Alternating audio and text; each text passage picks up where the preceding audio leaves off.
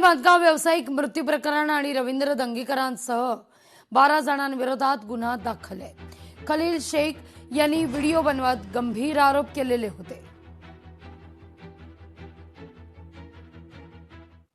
खलील शेख यांनी आज सकाळी आत्महत्या केलेली होती। आत्महत्या केल्यानंतर पोलीस स्टेशनला त्याची बातमी मिळाली। पोलीस त्या ठिकाणी लगेच पोहोचलेले होते। तत्पूर्वी पोलीस जेव्हा पोहोचले तेव्हा त्या ठिकाणी एक चिठ्ठी चिटकवलेली होती भिंतीला आणि त्यांच्या खिशामध्ये सुद्धा चिठ्ठी मिळालेली होती।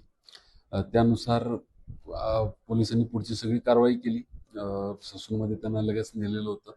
त्या ठिकाणी लगेच PM वगैरे झालेला आहे आणि त्यांच्या जी नातेवाईकांची जी तक्रार होती त्या तक्रारीनुसार आता स्वारगेट पोलीस स्टेशनला तो गुन्हा दाखल झालेला आहे।